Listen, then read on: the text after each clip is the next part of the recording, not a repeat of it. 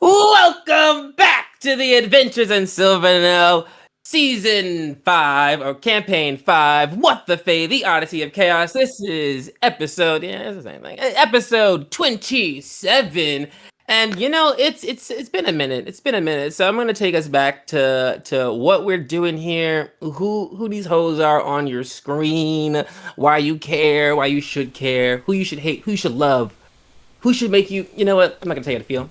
But first, let me get my cast of characters. We have Andrew, we have Scott, we have Erica, we have me. This is the order I see us in. We have Tanner, and we have Ben. Wave at the camera, my friends. We're back. We're back. We're back. And these fun people are playing the newly formed Will of Asteria. Each of them plucked from their own individual lives on their own missions, doing their own thing. And one day, a door just appeared, sucked them in. They got tried and tested by an ominous voice, though lovely, some may say melodic. She tested them, she beat their ass. She told them that she was worried that they were the future of the world, and also informed them that they are the future of the world, now known as the Will of Asteria, a group formed to stop the primordial princes, which were the elemental forces that were banished from the primordial, or from the material plane back at the dawn of time. They were banished. They reconnected, and in that moment, they created the Fae and this here campaign. So the Will of Asteria was set out to destroy the primordial princes, and they did that by banishing them back to / creating their elemental planes of respective existences. Now, all these thousands of years later, those children, the children's, and Sharp, have been called together to renew those duties, as the ley lines that were formed all those years ago have gotten just a little wonky. And you know that because this woman named Melody told you, the last living member of the Will of Asteria, a really, really old looking Eladrin. Eladrin aren't around long. They haven't been around for a long time. They live a long time. And she looked old, which is telling. But before she sent you off with her very low expectations, she gave you all gifts from God, one of our players' gods, Tidbit. Summer Song, God of Time, and formerly wizard for the Kingdom of Symphony, left 5 gifts for 5 players who happen to be the new members of the Will of Asteria. It's crazy when you're the God of Time how you can just leave things in places and people will show up to pick them up, almost like you knew they'd be there. Crazy. Then they were thrust off into the Fae, where 3 of our players were from, 2 formerly trained there, 1 a sellsword vagabond, what don't you do? A Renaissance man, if you will, a Fae man, if you will. There's a wordplay in there, I'm sure. And 2 players from the material plane were thrust back into the oh-so-hot Court of Fire, which was pretty chill for some players as they were from there, and pretty unchill for other players as they were wearing chi suits, which did come up for our players. As the players got together and got to talk about the absolute horror show that was the 30 minutes of their life before they got pushed into the Fae, they got to share some names with each other and figure out who each other were, and then moved on into this great grand adventure. One of our players, Desiree Elmira, decided that it would be best to stop off at her family's druid circle, because they are fire druids in the Court of Summer, which is fire, and they knowing that they would be the best people to ask about global warming, as it may be. And so they did that. They took a journey back to Desiree Elmira's house, which took a little bit of time, as Desiree Elmira hasn't been home. Why do I keep saying her whole name? Desiree hasn't been home since she left for the Sky Defense Academy. As we learned 12 years ago, in her timeline 9 years ago, but that girl be in her books and in her own world, so kind of be crazy. So it took her a little bit of tracking to find out where she'd been, but thanks to our party ranger, though from the material plane, is very familiar with trees and plants, because in most cases they talk to them even when they're not supposed to. Our boy our Sir Ursine, because he's a grown-ass elderly individual, put some respect on his name and all those wrinkles that he keeps telling us about. They were able to combo together and push their way to Desiree's grove, um, finding it, forgetting the password, getting inside, causing a ruckus, and in that ruckus, a group of assassin slash rival slash angry druids snuck in and launched an assassination attempt onto the grove itself because they're mad at the wildfire druids. But luckily, our party was there to slap up the Princess of Venom and all of her homies. And the party was able to quell that issue pretty quickly. And then also on top of that, they were able to, using this newfound coven magic, thanks to our resident hag, Sylvie, they were able to combine magics and not only resurrect, but recreate some fallen members of Desiree's family line, now branching her wildfire druids into water, air, and earth respectively, as there are now druids of all four elements present in her wildfire druid grove, which, you know, is awesome and may pose some problems for people who are not wildfire druids living in that grove. But that's a problem for later, not for now, because at least they're alive. Yes! But in thanks for saving their lives, they were gifted some hippocamps, some magical water horses that took them down the river that would lead to the coast so they could head over to the Court of Autumn, where they had learned, thanks to our friend Ursine again with his interesting nature magic, that there was something weird happening over there. And all signs pointed there. Desiree's parents told her about it. They noticed things themselves, and their resident nature guide told them about it. So to the Court of Autumn they went. On the way there, their super cool boat got destroyed by an explosion caused by a innocent box that our friend, now no longer wearing a cheese suit because he has stepped into his truth and is living in his realness. Our friend Sharp Cheddarfield reveals himself as a Warforged, and in this moment, I believe, was sharing that truth with everyone in a more vulnerable way when he opened up his secret compartment that gives secrets, and it blew up, destroying their boat, shipwrecking them and leaving them on the side of the water. But and there's not really an upside from that, but that did happen. After that, Sylvie was able to sneak off using that diversion to gather or to commune with some hags who had sent her a message. These hags known as the Dark Sisterhood or the Hourglass Coven, some rival hags of their aunt slash mother. Genealogy is crazy. You must be from, you know what? Let me not.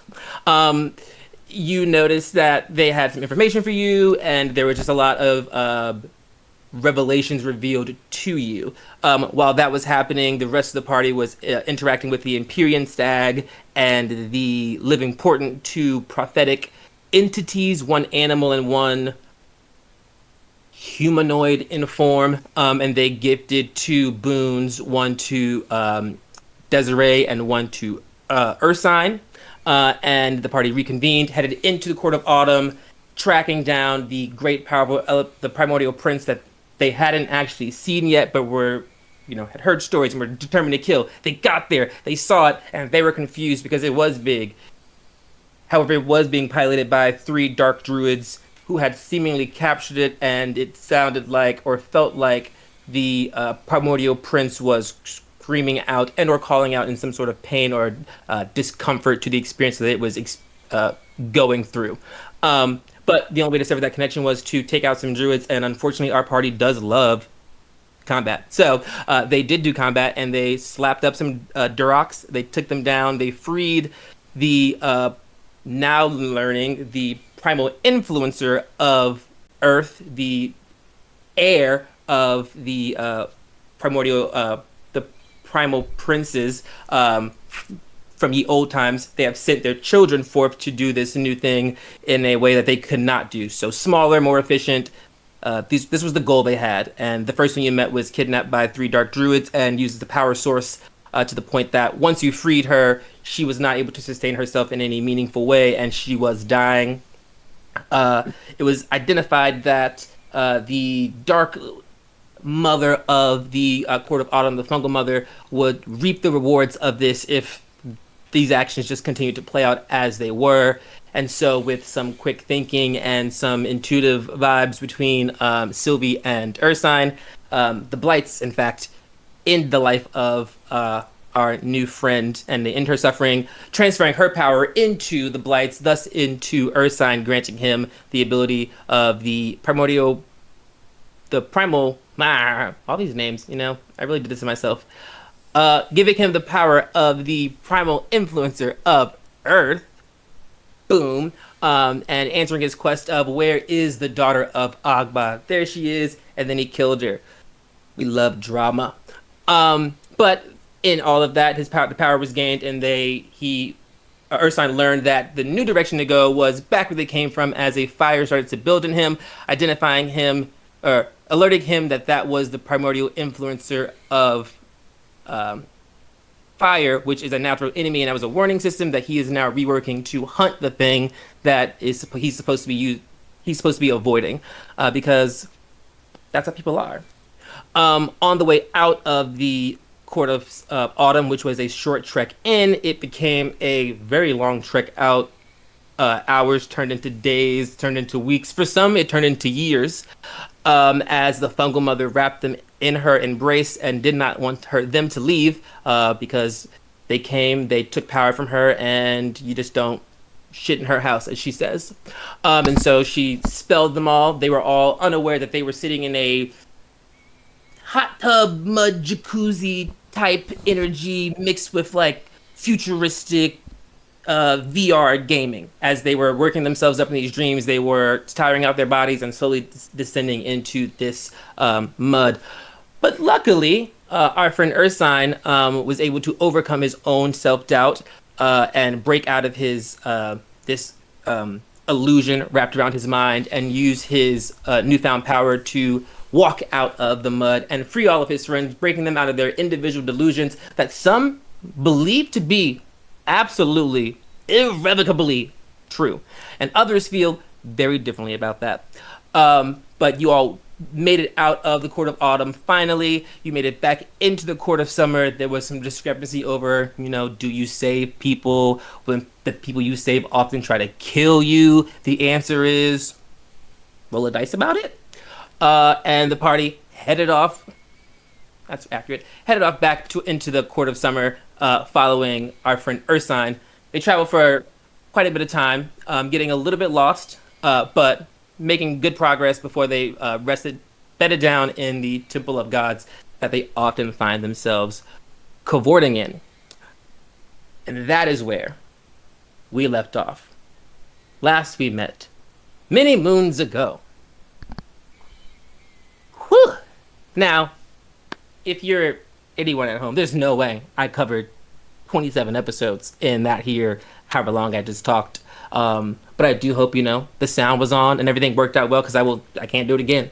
But I also know that I cannot, accurately speak to what my players think is interesting. So instead of trying to guess, I'm going to ask them. We're going to go down the line, and you just tell me a moment that you, the player, enjoyed from the last 27 episodes. Something that stuck out to you as like, dang, can't believe either you did it or someone else did it or I did it, whatever it may be.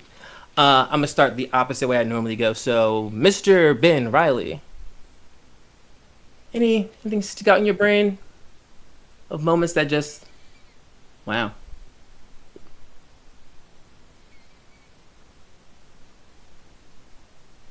I personally have loved every act of coven magic we've seen in the lead up to it. I think specifically the shenanigans we all got up to trying to save a bunch of petrified elves. I remember there being a lot of thoughts and ideas on how to go about that, and a lot of them were kind of wrong, but we did it. Hey, you did something. I love that. And I do love the cover magic, and I do like that moment really shaped the intention of the party. Like, it was a moment that you all got together and did something for someone in the party. Like, you didn't have to do something. It wasn't a job. It was like, oh, we like Desiree, so like we're gonna, try to help her out. So I love that one. My friend Tanner. Favorite moment? I mean, Is that what I'm giving you? Yes. If moment that stresses you out, you can pick a different word. But favorite experience in the 27 episodes we've been playing this game, which has also been, 8 months and 27 days unofficially. Yeah, that part. I think my Does it? favorite moment, and this is might be a little fucked up, but my favorite moment was definitely getting trapped by the Funkle mother. Because I don't know, I didn't see that coming for a moment, and then I was like, I got, and I like that. Awesome. Yeah, I do like getting one over on the player side. It's a very hard one to do when everyone is watching you for everything you're doing. But luckily, misdirection is a thing I'm pretty good at.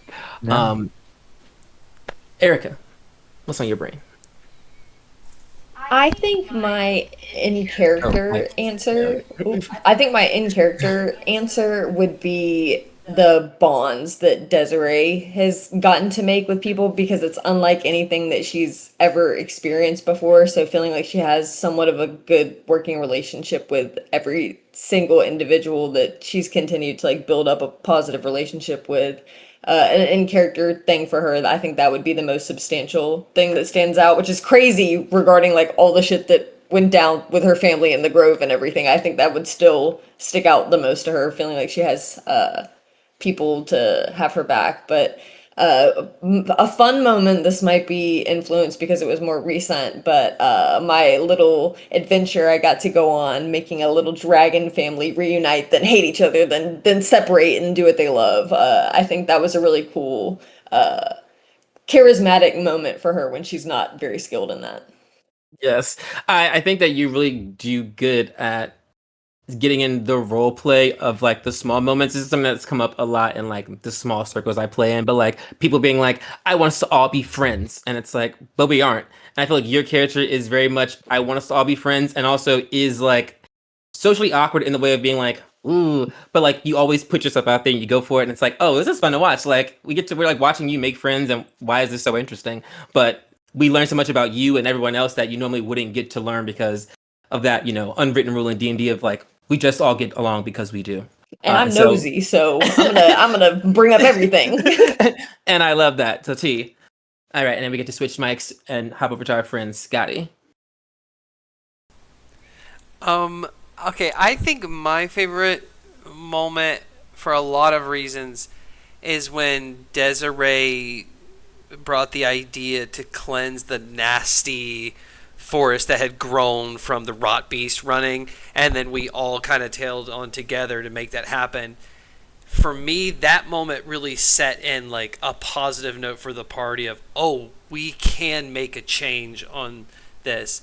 It kind of raised the stakes, but they were already really high in a way, so it was like, okay, maybe we can do something about this. I found that like a moment where a party kind of clicked into the right way. I like that. And I think that that is actually the more accurate moment than I said earlier. Is that was a big one where they're like, you opted to do it because it seemed like the right thing or the nice thing to do. And then we got to explore like fun things. That's when I got to decide, I'm like, this is where we're going to intro Coven Magic. Like, okay, let's do it. And so I like that the players get to experience that. And you weren't a part of the Coven Magic, but you got to like interact with it. Oh, I didn't even want to do it. Sharp didn't even want to do it. I think Sharp was literally walking away. It was just like, I'm just going. And then Dez negotiated with him to like not take too long, essentially, and then we'll go immediately. And I was like, oh, okay. And then for Sharp, that was like, okay, I kind of like Dez. I got to protect Dez. Dez isn't the worst. Dez is just like, better than a lot of other people. I love Dez. Won't take too long. Sits down for 8 hours. Yeah. Too long is relative. All right, Andrew, what's your moment? Well, there's so many great moments, clearly. I love interacting with Ogbob, my patron, not patron, best friend. My favorite moment is probably like the whole, like Desiree's family, like circle, like little mini arc.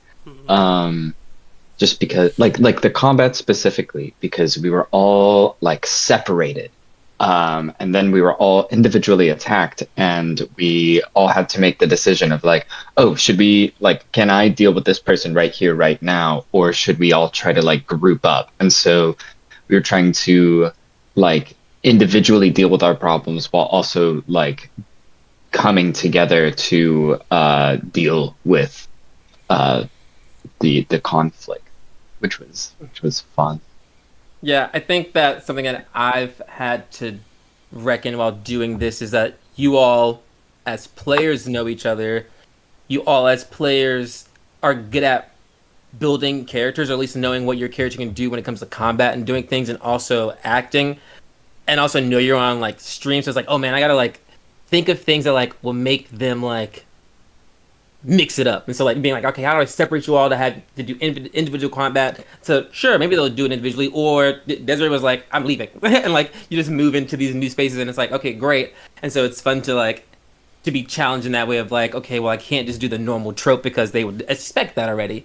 And so I like that you guys have that about you. And so thank you for being good at D&D, all of you, and being overly committed to this thing that isn't real. I like that about you. It is real. We've spent 5 years on it. It's real to me. Perfect. And now I will ask you all to roll me a d20. This is the order your characters will go in. Damn it. And just so I know. Dang it. Ursine rolled a 13. I got a 14. Des rolled a 2. Tippy got a 20. Okay. Noel got an 8. Okay. 8, 2, 20.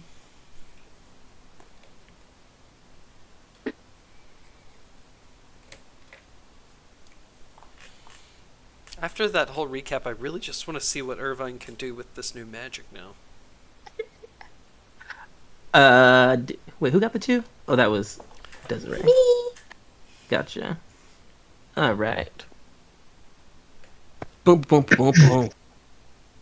Tidbits are first to go. Oh, also, if you look at the Roll20, I finally, I think I put it on technically last episode, the map of the Feywild, so people can actually see it instead of me talking about it like you can see it, because me and Scott made it, and I just forgot that you all, like, I look at it all the time because it's my screensaver, and I was like, yeah, it's this picture, and I just realized you guys have no idea what I was talking about at all. And the last time we saw a map of the Feywild, yes, I can, and the last time we saw a map of the Feywild, it was not this season, and it changed this season. You know, how do I... Get a little paintbrush and then a color. Okay, thank you. I was like, I need clarity. We just came out of, so we're probably right about heading up back through Firefly Forest. Ooh. Yeah, you went into, and then just so you can, just also this map is like, looks like everything's close, but it's not. You traveled from the bottom tip of those mountains and heading towards Desherak, but you never made it to Desherak, and all that time you traveled, you didn't even get close to that city. That's how much space is in, like, this map is just like not, it's I think of like America, you're like, I'm gonna, like, you know, look at it and you're like, oh, that state's close to that state. Nope, it's not.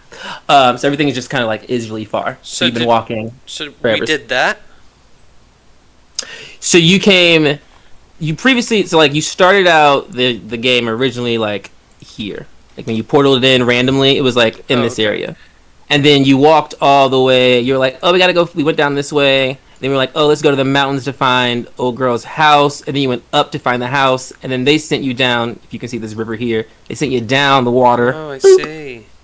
You came down that way. And then that's where the ship got exploded. And then you walked the coast all the way to Court of Autumn, which starts right about like that's the split. Gotcha. You walked in there, and then you just walked back out, and then you walked back up. So instead of walking all the way back to the water, you just kind of like cut up here, and now you're, you know. And the Sky Defense Academy is constantly moving throughout the sky, right? Is it big enough that we can like see it? Yes, it's big enough to see. It is always moving, but it's not moving fast. It spins 1 calendar year in each court. Oh. Like that's how long it takes to like move through each court is 1 calendar year. So it kind of just like rotates. Cool. Looks like a weird stick figure, and I don't have to Love go away visuals. now, so just look at it. But yeah, so now you're just slightly under Firefly Forest, which is where the fire grove was, and there was a picture for that. And then Falsetto Grove is where the trees kind of like sing and have weird sounds that you're kind of like, is this real? I don't know. But not in the way that the Fungal was fucking with your mind. So perfect. So our 20 is Tidbit. Let me look on my notes. Yeah, I'd love to get back into the story and everything and all that. One question first, just because of this map. What's the sexy portal, Michael? Oh, it's somewhere really sexy. Side mission. Let it be Yeah, known. definitely. It's been Definitely. forever since we've talked about the sexy. Let's take a moment again. So, in the world of, we keep starting pausing this game. It's like me watching TV. In the world of Silvernell, I was gifted and allotted the Fae to like do some character creation because the character that I played that lived the longest was from the Fae, and since then I've always like made some attachment to the Fae of my characters. And Scott, trusting me as historian of Silvernell, and he was like, "Hey, you can like do some Fae things." But there was a map of the Fae already, and there were just like things on there. And Scott was like, "These are my ideas," and then go from there. And that was 3 years ago in real time, like 500 years ago in the game. And then I started making this game, and I was like, oh, now I need to answer questions from before 500 years ago to get to the thing that Scott decided, and then go from that point in time where we've seen the Fae to 300 years in the future where the game's going to start. So I was like, let me make up some culture, then change it, then make up some culture, then change it, then make up some culture, and then change it. And I was like, okay, this is a good place to start. And it was the most interesting experience I've ever had. I've never had to create anything like this in this way to present to other people before my life. And I went to college for a musical theater degree, so that's selling. But it's great, it's crazy. And now I just know a lot of things about this world that's real to me. So if you ever need to know anything, I'm your Hardcore, guy. brother. Hardcore. I'm your guy. Okay, tidbit. You are in your temple of the gods, and we're find you in these last moments before you are going to sleep. And I'll ask you a similar question that I've asked you Ben earlier, but for Tidbit, what is on Tidbit's mind as he's going to bed? Like all the things that he's done, he's going to bed and he's like, man, what is the thing that's on the forefront of his brain of like, gotta do next? Which I feel like we kind of know for you, but I'll let you go. Well, he's still a little miffed that his mama's dead. But I think while that like event in happening is like on their Tidbit's mind, and this new potential responsibility coming along with the kind of court of music. I think the main thing is he's just a little weirded out because he saw his old squad mates in that dream, and he's like, "Oh, something's really wrong in Statue City. We should probably." He was never like really attached to them, but if they were to just kind of like, he wouldn't feel great either. He's just starting to have this growing panic of like, it seems like everybody close to me is dying. Okay. That's not cool. Understandable. Perfect. As you are struggling with mortality and the fact that the last time you went to sleep, you lost 6 years of time, you drift off to sleep in I'm assuming in the center pool that you kind of like vibe out in. You'd been in that secret room, but you can be wherever you want to, honestly. You bed down wherever you choose to, and you kind of almost like when you go to sleep, and you're like, hi, I go to sleep, and then the next thing you know, you're like opening your eyes and you're like, 8 hours have passed and I'm up again? Fuck. You close your eyes and you blink in a moment of falling asleep. You see this light hit you, and on the roll 20, you see you've got a visitor. You see, you're standing behind. You see the back of him. His arms open. He's sunbathing while fully clothed. His skin is green. His hair is short. He kind of like spins as he stands there, and you see spring summer song.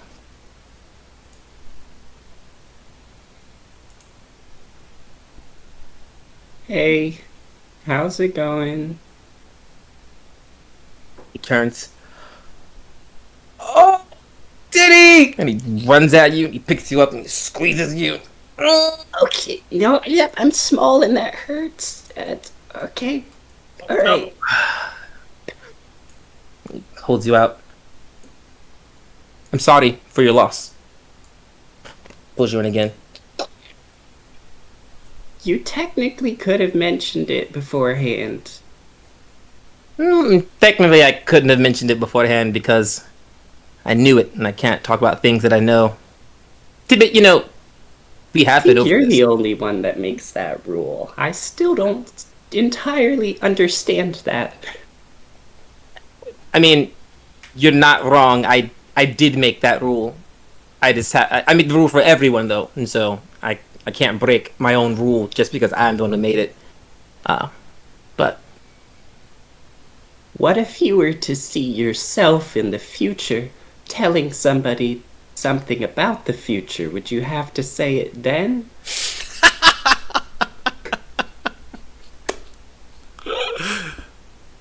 well, it just kind of works out. The best way to do it is just to not say anything, and then if it's gonna come up, it will come up. Even if I've seen it, because sometimes you think you're looking at yourself, and then you turn to the next screen, and then you miss the part that was a shape changer who turned into you and was like doing a bit, and you're like, dang, I didn't know I had 6 toes. But then you see them say that, and you're like, do I have 6 toes?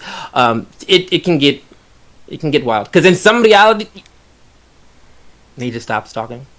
Yeah, that sounds really complicated. Being the god of time is time consuming. Yeah, that was a good one. Oh, he spots your timepiece. Oh, it looks like you've been into some chaos, that's for sure. May I? Reaches his I hand took out. a nap for 6 years and I broke it, and then I fixed it.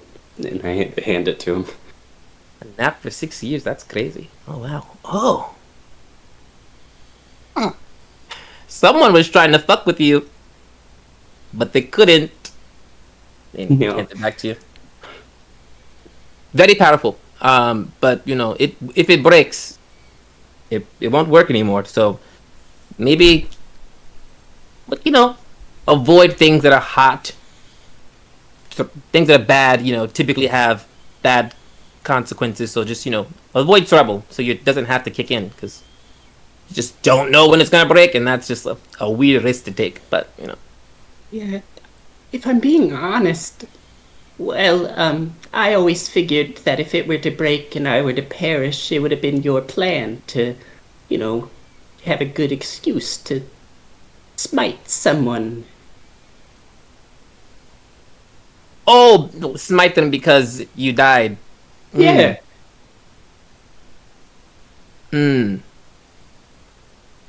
Sorry for your loss. I know that Yeah. this is your first one. If I'm not mistaken, you're pretty young. So is there anything I can do for you? I'm not really. You're my first person I've tried. Oh gosh, I've tried to help with anything since I've ascended to this state of being, and I've experienced quite a bit of death viewing all the time. So I'm a little desensitized. So just let me know if I'm being too anything. No, you're all good. I think I've seen a lot of people die. All of my new friends kill people a lot. But Oh. Tidbit is a grung, so if Tidbit's being honest, Tidbit expected to die before everybody else and wouldn't have to deal with all that mourning stuff. And perhaps your relationship with mortality is the thing that's kept you alive for this long. You didn't expect to live, so you just, have not been stressed about it. You've just been doing not seemingly crazy things, so you've been making some strong choices. So that is good. You should be informed by the things that happen. Your party's killing people. Yeah, I mean, well, not just like random strangers. I can't confirm that actually. There's a good amount that probably would, but Have you seen them kill random strangers or people who you view as unworthy of death? well, there was a tree that really kind of wanted death, but I thought there was more kind of possible hope for it. Yeah, that's not really people, I guess. And the tree wanted to die, so if it wants to die, you can't later on your own feelings about it. You wanting it to not die, like it wants to do, so got to let it. Like raising children, gotta let them go. Oh, I wouldn't know about that. Oh, not yet. What does that mean? What? What does what mean? You said you can't talk about it, but then you That didn't say anything, Tidbit. Okay. Well, there was one way you could help me out, maybe. Oh, you mean like this? And he gestures behind you. Do you turn around? No, because I know it's gonna be snacks, and that's honestly the one thing I wasn't really looking for. So many snacks.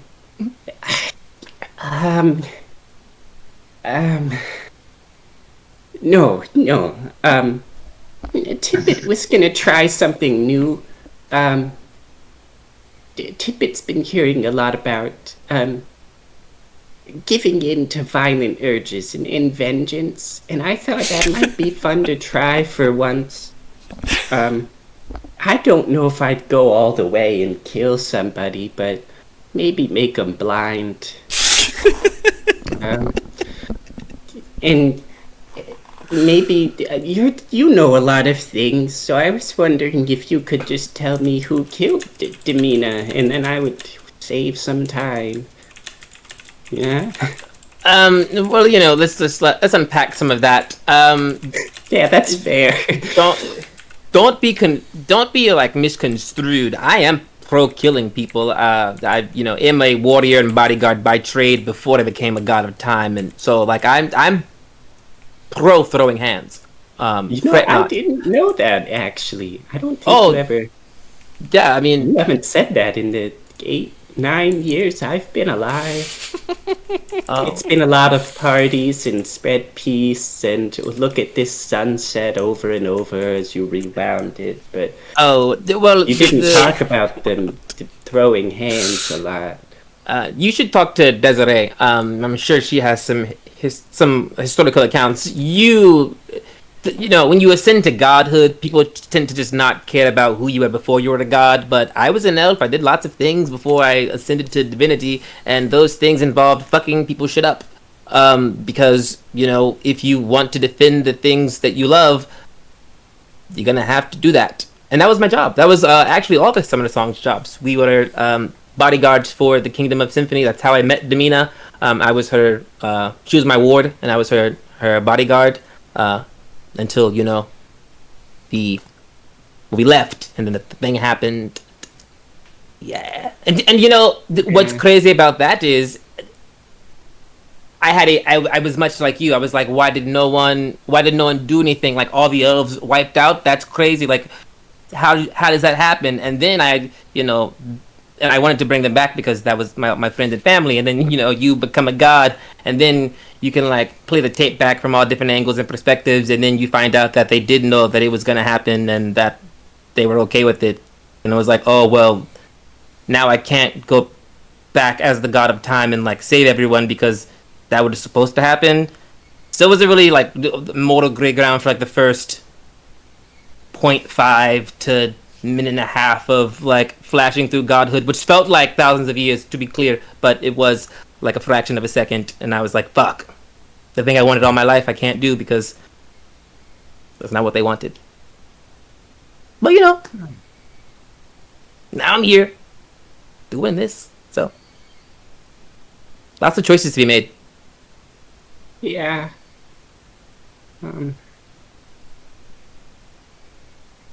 Did you get to see Damina's death recording by any chance?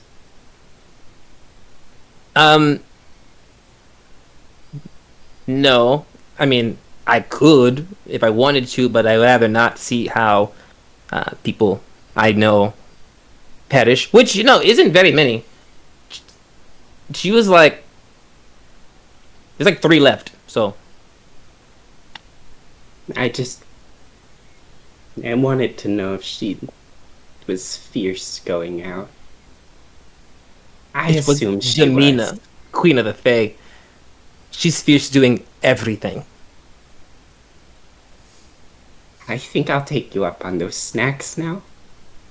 You turn around and there's a buffet of things that just stretches on football fields and football fields of all kinds of snacks from your childhood, snacks from like that you like now, things that you don't recognize, but a part of you, your like natural insight is like, I bet I would love that. And you just see like a smorgasbord of delicacies that also tell a story of tidbit from like your taste buds as a kid 9 years ago to your taste buds now as a chosen of God, member will of Asteri. Like, you know, you see some things that Sharp has made for you. You see some things that your growing mom has made for you. You see some cafeteria food. You see the snacks Demita introduced to you when she first gave you the tour of the all the courts before, you know, she shipped you off to school.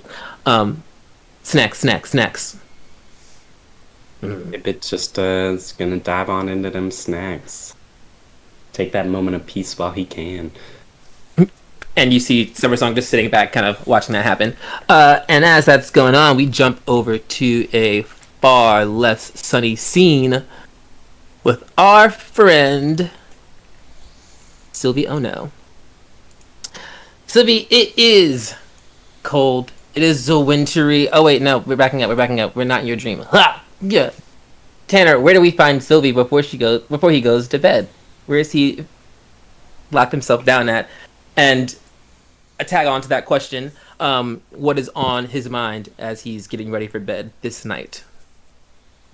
Definitely just like in my room at this point. After probably reading some of Desiree's smut that she writes. Just laid up in bed, chilling, wondering what the fuck is going on with my life. Everything I thought is the truth isn't a truth. So it's just like I'm pissed off, and I'm also dealing with like other emotions for the first time in my being. Okay, getting complex. It's a lot, yeah. I like you with the two-parter for how complex that is. One, does the smut feature someone that that Sylvie knows? Are you reading party smut? Or are you just like some random person and or historical figure?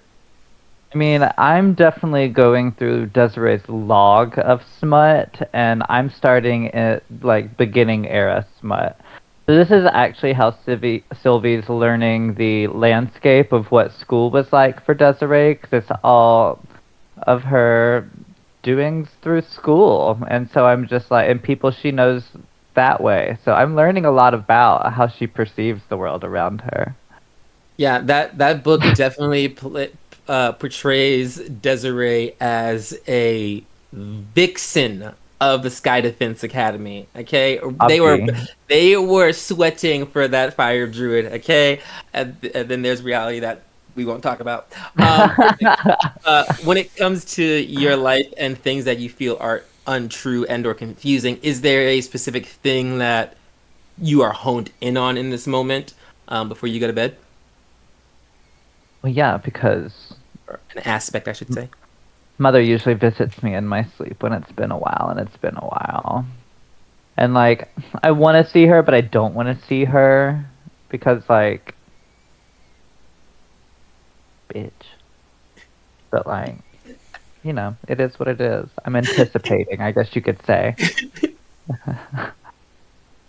Great. Okay. Yeah. Thinking about her and that mothering relation. Okay. As you start to drift off in the warm comfortableness of the Temple of the Gods, you kind of hit that peak warm, and then you shift into a very frigid cold. That is it. It goes from like shivering cold to like I cannot move cold in an instant. You're like, oh, okay, like you're frozen, and you feel yourself in this winter wonderland of sorts. There are trees that are covered in snow. There's an open meadow that is just frost covered. Do you see the case with your twin in it? I forgot the word we were going to use, but case is the word I chose. It's better than casket. That's how I was going. I was like, don't say casket. I mean, do I see it? I'm definitely looking around. That is a Sylvie / Tanner question. Knowing, okay, I would say this.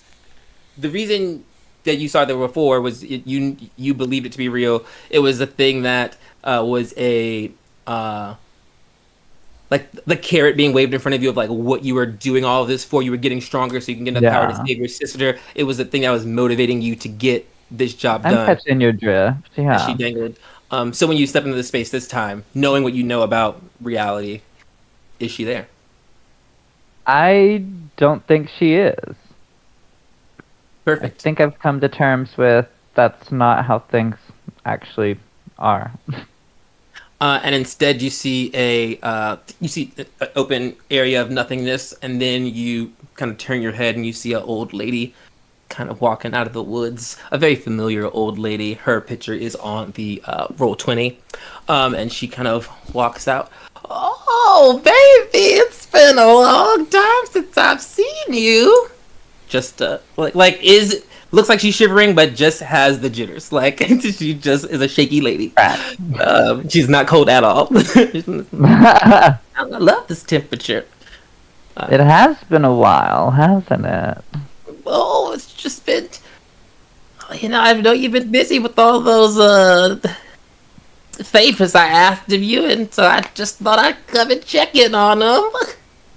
So tell Grady how things are going. And she thumps her staff onto the ground, and a chair kind of like forms out of it, and she sits down, and another chair, less extravagant, a little bit smaller, forms up, and she gestures for you to sit as a table, like a middle table forms in front of you with two little cups of snow. Yeah, I mean, I'll definitely sit down and have a cup of ice. I feel like Sylvie would give like a general recap and leave out details such as, meeting the rival coven. Don't want to mention that one, even though she probably knows. And then obviously gonna leave out my emotions. That bitch does not want to hear anything about that. Well, I'll give you this. She'll walk you through the three kind of major points. And this is a player DM audience moment. Many moons ago, a bunch of the players received a secret quest from their benefactors and beneficiaries, and Auntie sent a 3-parter to our friend Tanner, who she's now checking in on. And so that first one, I can pull up the actual wording for you because. Why improv it when I can look at my script? She asked you to. This is all amends for the fiasco with Captain JMO and the losing of the souls. Is when this deal was made. Yep. So I will say what she told you originally, and then we'll get into it. She wants Tidbit corrupted. She wants to see if you can make him kill someone and thus turning against his word. And so she looks at you and she goes, "How's the little God-touched frog doing?" I mean, I think he's doing great. He's really on the hinges, I believe. I've at least persuaded him, you could say, to almost kill something. I've had to do the finishing blow, but progress is progress. Do you tell her about the casting of the harm spell? Yeah, I mean that's the only instance I'm referencing. Yeah. She likes specifics. Oh, okay. I'll give details. And so you kind of go, and she's like, "Oh, very damsel in distress of you. You've learned well. They need to think it's their decision when they're making the choices. That's why they believe in it. If you just tell them what's right and wrong, they won't care. But if you can show them what's right and wrong, they will stare. Oh, someone's got rhymes.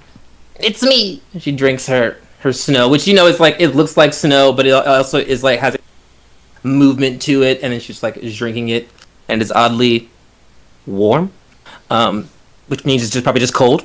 But she says that to you, and then my nose went away. Well, since you've done so well, I'll tell you something in return. What do you know about Clan Summersong? His deity before he was I mean, divine. Oh, before he was divine? Oh, yes. It always matters where you start, not where you finish. Oh. I guess I don't really know much about him pre-godhood. The summer songs. You do? Oh, yes. The summer songs are old thing. They've been around since the Kingdom of Symphony was first formed by King Celerando. That's old. Yes, they've been around for a while, and Irva was weird. But he, did his job well enough. And she kind of like smiles to herself and kind of has that look of like a joke that wasn't said out loud. She's like, Yeah. Insinuating.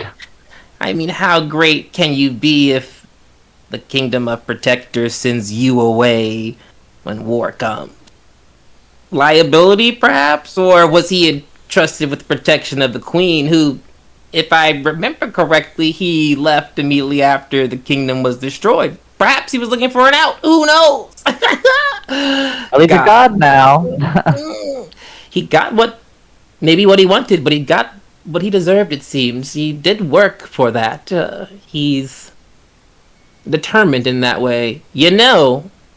Funny thing about Summer Song, for a god, he used to not like gods. And by not like, I mean not believe in gods. He didn't think that they were real. And he became one. God. Yeah.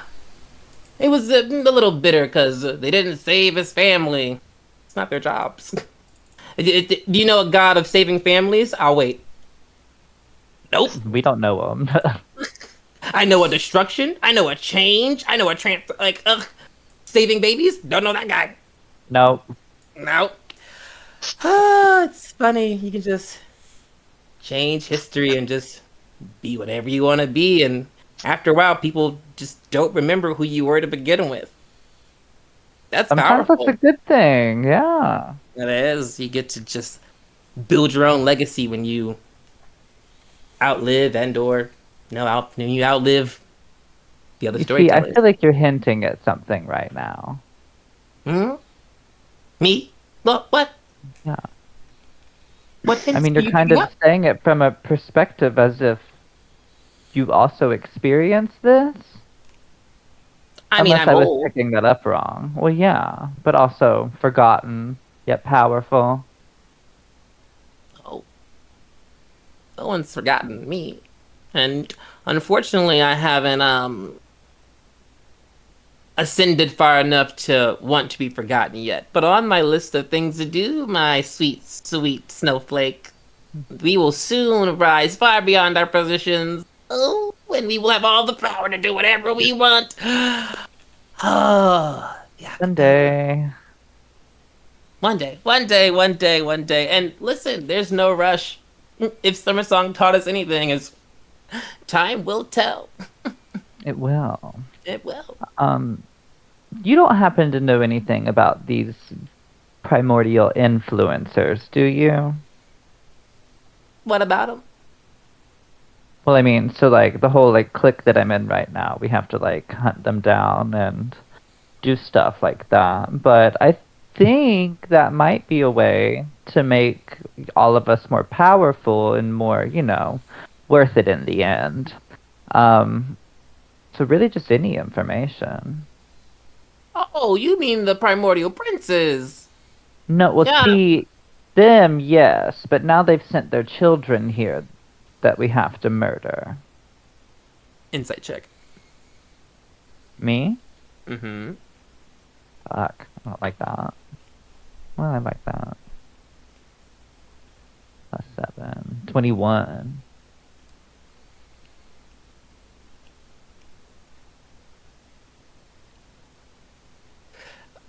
With a 21 versus a 21, you both stare there and you just look at you look for things, and she is just, oh, I primal influences is a new word to her. She's like, I've never heard of that. She's like, the primordial princes, or the primordial. Yeah. Primordial Princes. I was like, what's the right name? The Primordial Princes. Oh, them I know about. They're all the, they got kicked out, they came back, they were attached to Tiamat, all that hoop hot and whip No. bopping and the will I of know, I Asteri. just- You're now part of that. Yes, yes. Yeah, I just figured you'd had your ear to the ground. You usually know a lot of things. Oh, so these Yeah. primal influencers are agents of the Primordial Princes. Are they doing their Yeah. jobs, or? Well, they're trying to do what their predecessors could not do, and essentially, wreak havoc. But if we kill them, we can absorb their power. Oh, Yeah. transferable power. Okay. How many have you found? How many have you killed?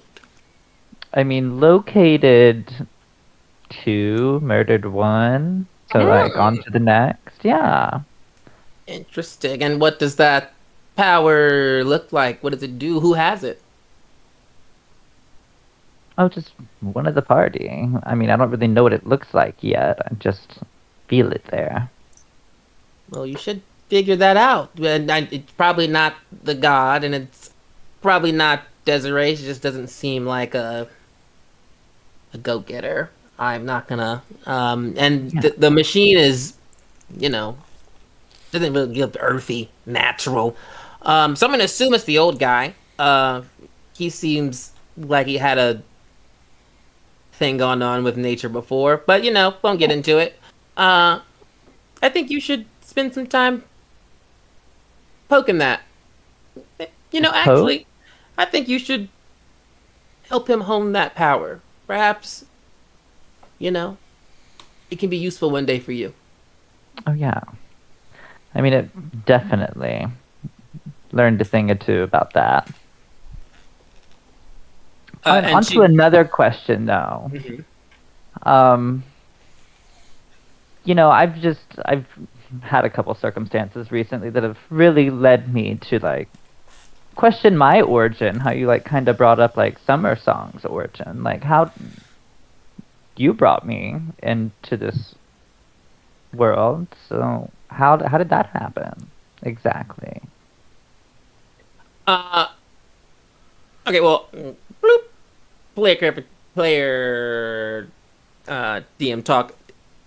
In your brain, at least currently as it stands, when character creation happened, she found you in the orphanage, and she became like your fairy godmother, mom figure at that point. Yeah. So I just say that. But then if you are calling her out and calling her and saying to her, "How did you make me?" That is fine. I just want to make sure that you are doing that intentionally and not as a confusion. You're definitely doing it intentionally, but Perfect. nicely. She looks at you. Make me a history check. Advantage if you or Sylvie know how hags reproduce.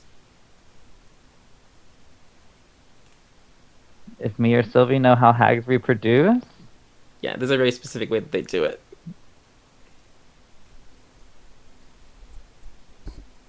I'm assuming there's a dead thing involved. It sounds like you don't know, but I'll tell. Okay, I what'd you roll? don't. What'd you roll? I mean, I rolled a 13 plus two, or no, -1, so 12. 12. Okay. You have been Toad's not that bad. You have been absorbing some information with Desiree. It's this weird thing of like not me learning because it's all sex related. Like, oh, like I can what? Like you just theme it around sex, and I love history now. Like I I love science, learned. and so you have this one of these moments of being like, and you ask her that, and I'll give her answer, and then I'll tell you what you know. Um, well, baby, I didn't have you. I found you from the orphanage because you just were so. There was so much potential in you. I didn't want to go to waste, and it just looked like you could needed some guidance, and I figured why not? I needed some help, and you wanted to be helpful, so blade meet hand. And as she says that to you, in your brain, you are kind of thinking about Desiree. The way in which hags, notably and historically, have children is by eating babies to get pregnant with the baby to make it a hag. So for one, hags don't have kids. Hags have other hags, and to have a hag, you need a not hag baby. A hag eats that baby. That baby becomes a hag. Yeah, that makes total sense, yeah. Boom. Yes. And so she says, I adopted you, and I just saw so much potential in you. And in the back of your brain, you hear Desiree in a weird, sexy teacher voice being like, actually, and gives the correction. Oh, so, what's got you worried about that? You must have, well, those sisters of mine have been talking, haven't they? I mean, yeah, a little bit. They've been trying to track me down. And I try not to give them the time of day, but sometimes you get stuck in the mud. There's a new image on the roll 20 as she says, oh, I just wish those bitches were about their business. And she turns freezing cold and her hair goes Goku ice, and she's sitting in that chair, and she looks like she wants to kill you. And we jump over to our friend Ursine, who's having a whole different experience. Do-do-do. Do-do-do. The sauna. Minus sauna. Should we take a bathroom break first? Yes, before we get into your sauna, we're gonna take a little bathroom break. Let's go relieve ourselves before I stress you out. We will be right back, my friends. Right back. And we'll back in the bathroom. Out of the bathroom and into the forest, my friend. Into the forest. We find our friend Ursine. Oh no, we're not in the forest yet. Ursine, where do you find yourself as you are bedding down for the night? And what do you find on your mind as you are doing that? I am probably just chilling by the poolside again. It's a nice, comfortable place to be. And then I'm probably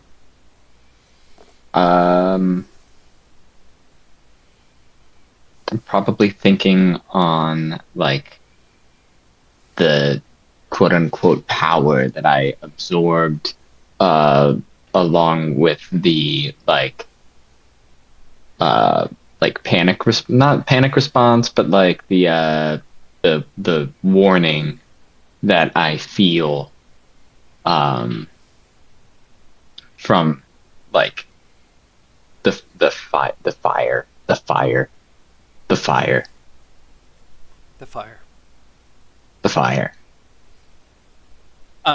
Perfect. As you are kind of like thinking about that duality of like this power you hold and this power you fear, you kind of like drift off into this weird like balanced and manic state of being like, I'm just gonna calm myself down because I can't be worked up, but I'm kind of worked up. And you just kind of tire yourself out. And as you do, it's kind of a very it's a soft awakening. As you open your eyes, the light, it seems to like someone is holding a dimmer switch and is raising it as your eyes are acclimating to the room because they don't want it to hurt your eyes, and it would hurt your eyes. The area starts to get brighter, and you see you are in a very wooded forest. It kind of reminds you of Penelope's sentient flora in the greenery, the shrubbery that is around you and encasing you. And you see almost like it looks like a tree for a second before it starts to move. You see Mother Agba kind of like steps forward, and she like clearly hasn't moved in a while. She was kind of like there was some moss growing on her. She steps forward and she's like, "Oh, sweet baby, how are you?" Oh yeah. Hello. Hello. I'll go in for a hug. And she kind of like her size adjusts to the perfect hugging height. And she's like, "Oh, it's so nice to. It's so crazy that I get to see you all the time now, and you're wow." And you can see in her face, there's an immense reverence that she holds for you. Uh, I'm glad that you came. I don't know if you know, but I did call you here. I just feel like I owe you answers or good berries or a 10-year rest or whatever you want. Ooh, Honestly, I feel like I owe you that something for all that this. last one. That last one This like, sounds really good. oh, a 10-year rest. I do have to say that like I you don't owe me anything. I did this for a friend. You were my friend. Oh, I was like, who? Who knows about this? It's you. It's you. Well, well, Ursan, I I beg to differ. I don't think you realize how much I owe you for my existence. I mean, if it wasn't for how you took care of me and my archaic oak state, and also as the baby blights, I would have never survived this. You are both my shepherd and my rehabilitation. I owe this Right? being. She kind of like refers to herself truly to you. I am an amalgamation of both of those forms now made whole. I left the blights with you, obviously, because well, actually, I brought them with us. You feel the presence of the blights as they pop out of the ground and like, they look around. I I know you love them, so I didn't want to take them away. Yeah. I want to have a piece of me Okay. with you at all times, so I can watch out for you, cause you're my precious baby. Well, thank you. I have to say, all of this gratitude that you've expressed, I feel exactly the same. I don't feel that I would be where I am or who I am without you either. Um, you were one of my first true friends, and even if you were in what you called an archaic state, you were one of the first to truly listen to me. And well, I listened to you. I suppose we have a symbiotic relationship. I feel as though I owe you nothing and you owe me nothing.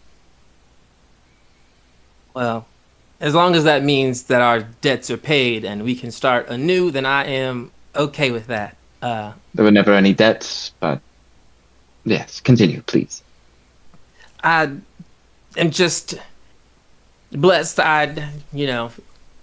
You have known me for all your years, but I've known you many lifetimes. It seems my one lifetime, well, technically my two lifetimes if you count the thing that happened before. But you have always been with me, and you are in fact my oldest and dearest friend. I think this is, and she kind of like when your fun mom is like, I got to tell you something real serious, and her demeanor changes. This is a secret that can never leave this subliminal space that we are in right now. Is that okay? Of course. I'm pretty sure I brought you with me somehow when I became this god of wisdom. Ukak. You don't know who that is, but Ukak was my You've mentioned. right. You share a soul level similarity with him that I thought was a mere coincidence when I was batshit crazy. But now that I know it all, I was not batshit crazy. You are on a soul level Ukak. And I think that we were connected for so long because I couldn't be the god I was without my guardian. And so when I became a god here, my guardian came with me. Kind of like a paired deal. I wouldn't say a 50-50 split, but more like a 85-15. I couldn't do without you. It's hard to reach these roots. Your hands up here. I don't really. We found each other. If you brought me with you, then wouldn't we have been together all of this time? Well, I mean, haven't we been? I've been with you a very long time. I've sent the blights. I've sent messages. I've been watching you your whole life. And like I mentioned, I've not just this life that you are living now. I've been following your soul through many iterations.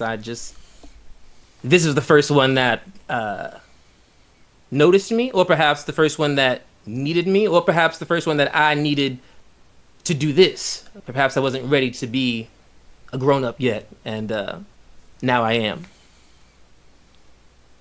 I see. You know, I can help you out. And she reaches one hand out to you, and then she reaches this massive book that she holds in the other hand, like a server's long. You're like, how do you... Massive book in one hand, and her open palm in the other. Place one hand on mine and one hand on the book. If you're interested in more fully understanding what is hard for you to understand, just as a sign. Sure.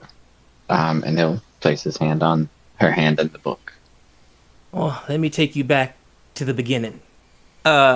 And this is the moment where, like, if this was a movie show, the screen is like, we're turning back in time, you're seeing old seasons, all these crazy things, big flashes. And we see a good old, where do we start this at? We start at,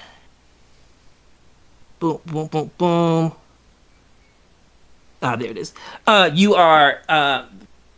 You, Ursine, are inhabiting a body that you feel a familiarity with internally, but you do not feel a familiarity with externally. Across the screen, everyone in the audience and other players see Battle of the Gods, and it is the intro to when Ukak and Agba are having a conversation about Agba being selected for the Battle of the Gods competition that Summer Song is hosting, and the winner of that competition. Well, and then the premise of that is a god is selected to potentially be on the most viewed reality as it is pitched to them. They're all kind of like, don't know what that means, but whatever. And the rule is they have to bring a representative of them to do this thing. Agba is selected to participate, and Agba picks Ukak as her guardian, which is also Agba's sole patron, as Agba is a giant tree that canopies over an entire realm, and the only thing in that realm is her and Ukak, a monkey folk who exists inside of her, who tends to all the knowledge of the world, as she even there is the goddess of wisdom. And you kind of move through that, and you see that Ukak, in fact, wins the Battle of the Gods in a landslide. And Agba is, as promised, promoted to this new reality. And in this moment, is where things get wonky for Agba as you are kind of moving through this experience. She is jettisoned out of the reality she was existing in with Ukak, and she is jettisoned into what we know as the Adventures in Silvernell live streams Wednesdays at 7:30. What does that mean? You don't know, but it is the most watched version of Silvernell in existence, according to the one Summer Song. And in that moment, she now knows, and she'll inform you that Summer Song may have told a slight fib. While he does hold the power to bring people to these different realities, he cannot make new individuals, and um, he can't just like change reality as he sees fit. But he can do some slight edits. And so he found a very powerful Earth entity that was of deity-like status, and said, "Well, that one doesn't exist, and Agba now exists in this place." A rough cut in the edit. It's like, who's this new actor playing this part? What's going on? And no one talks about it, as Agba is slotted into the role of Tremos, the Earth primordial prince. And you then slot farther in. Time is moving across, and you see Dragon Tooth Academy. And it is a scene in which the Dragon Tooth no longer exists. It has crumbled. You don't know why. You're just you look around, you see you're just like a shark man on an island watching a ship move through the sky, and these students of some sort jumping off and being weird, and you decide that you're gonna go and help them as you embody the reality of Viz Priest, the Sea Summoner, a shark folk you played in your guest spot in Dragon Tooth Academy. And you kind of see that reality as your soul is in this body and kind of just experiencing a life of not having to do anything. As Viz Priest, you just got to do whatever you wanted, and it was just super chill. You just got to be a fish who also had legs, and you're like, what's that like? I used to be a monkey in a tree. Crazy. And then in the next reality, it seems that you got attached to this aquatic life as we move into Princesses of Power. And you see your soul in the body of... It's kind of blurry. It's really hard to see. It's a really wobbly camera. Someone's got a weird thing going on as you embody Celia, the Knuckle Princess of Azir. A half Triton, half Ganassi daughter of the Kingdom of Azir. And you are in this body, and you are seeing...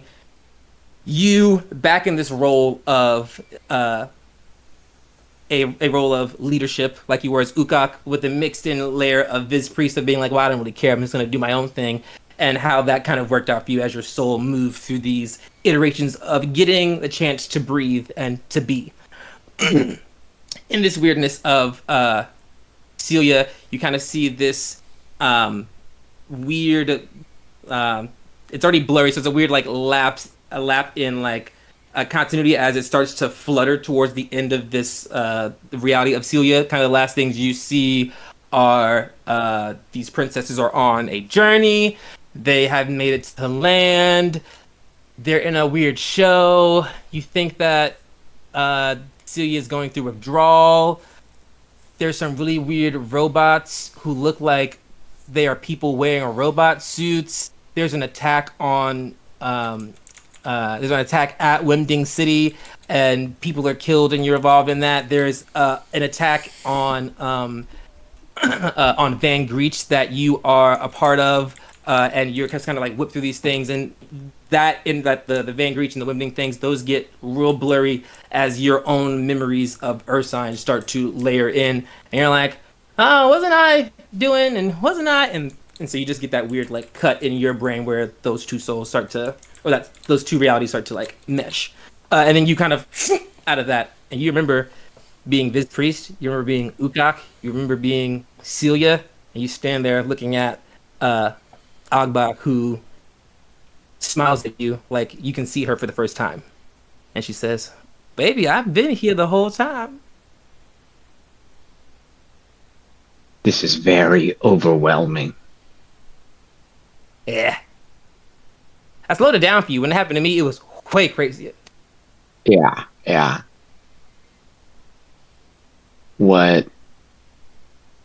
So what does this mean? What? Well, I guess I should have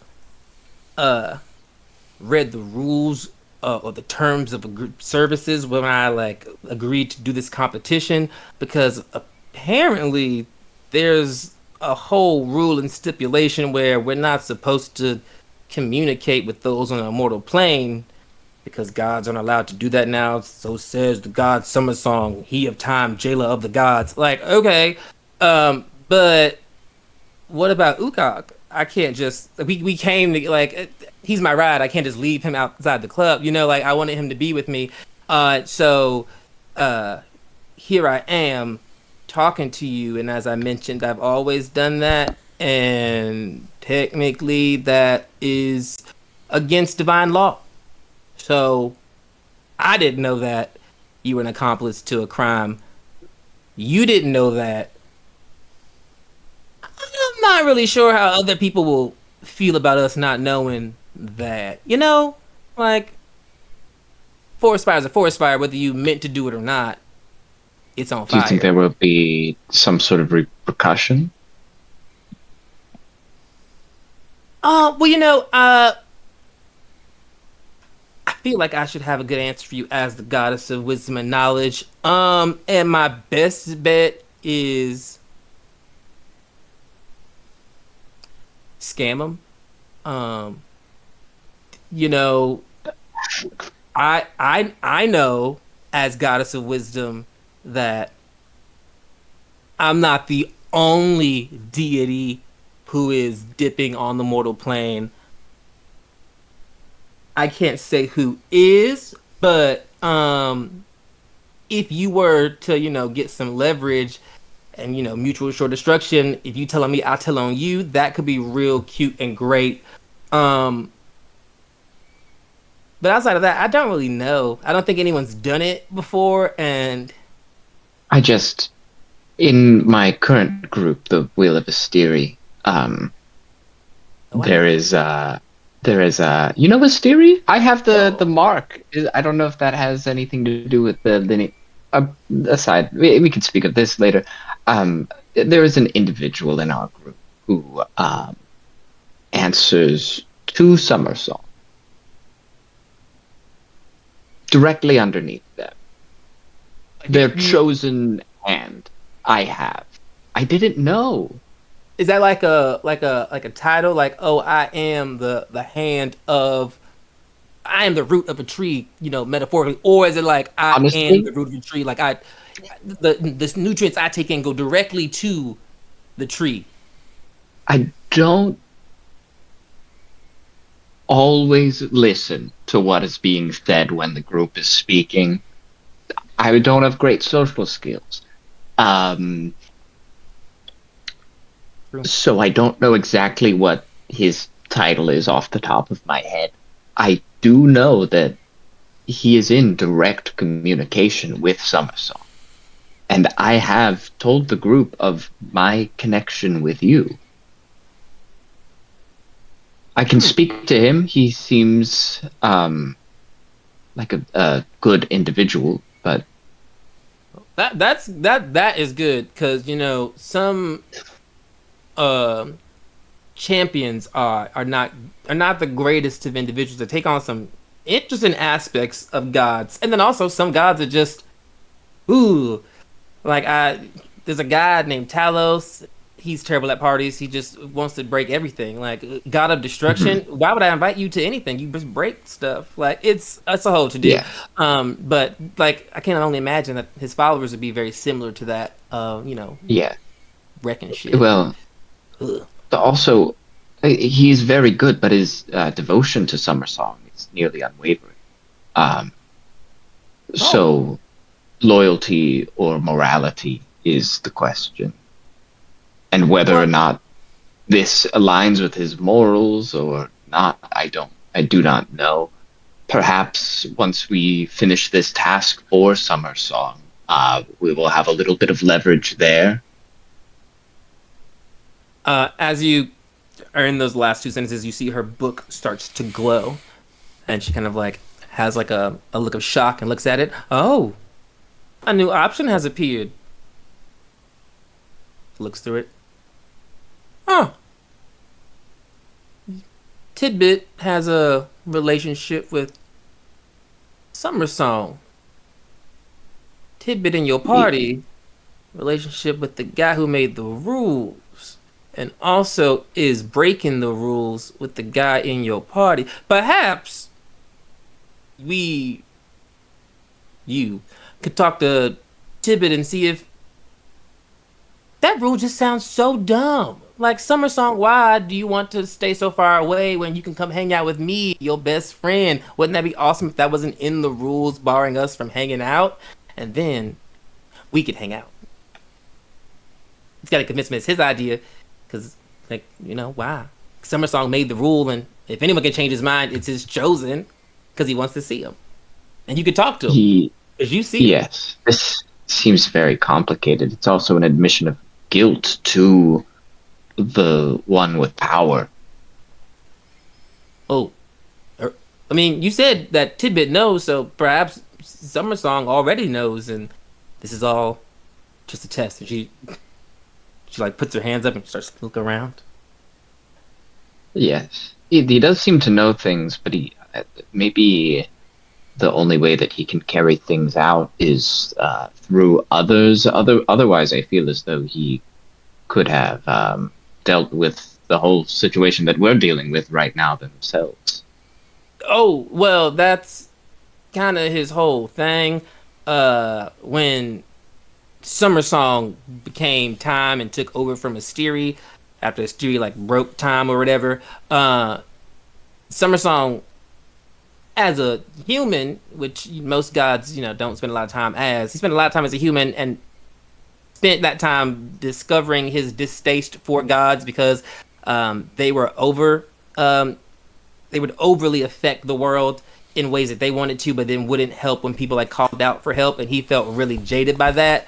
And then he became the god of time, which gods have rankings, and he's like kind of one of the higher gods.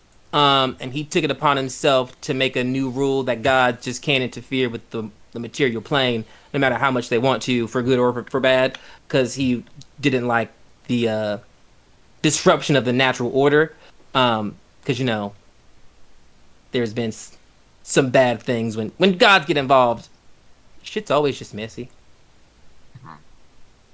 So yeah, he has to. We all have to use our parishioners on the material plane, but we also have to use our parishioners' opinions, their own self-formed opinions of us and our divinity, and their interpretation of how they think that we would want things to happen.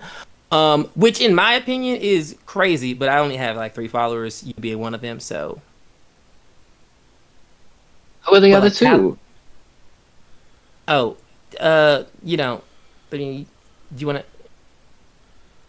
We might be able to meet up and like, hey, let's say hi to Agba together. We don't have to. It's fine. There's a shark folk on Sharkwood Island who's the spiritual leader. They all technically follow Agba, but I only really fuck with the head of the church. They're the most like they follow the rules. Everyone else just like says they do because they want to be cool. And then Jessie, she lives in Silvernell proper between Van Greech and the ferries. What's that desert called, Scott? The Iron Waste or the Desert of Shifting Sand? That she lives in the Iron Waste and or the Desert of Shifting Sands. Just like a little bonsai, like a little cactus, just out there, just spreading the word of Agba in the heat. They seem chill. Oh, they aren't. Oh. Yeah, they're kind of like mad most of the time. Like, why don't I know this? Why don't I know this? Why don't I know that? Why don't you know that? Because they know it, but they spend all their time learning stuff. So they're just kind of perpetually upset that no one knows enough, including themselves. But really good at learning things. Like, so good. Almost as good as your friend Desiree. I've seen her books. I haven't. I've heard word on some of them. They seem interesting. Crazy. Yes. I didn't know they got down like that anywhere. But it is a must read if I do say. I've read lots of books. I won't. It's not gonna happen. If you ever want to just like change your perspective on everything, specifically gives you like a name of a book, the volume, the number, just like you should this book, that will change your life for the better.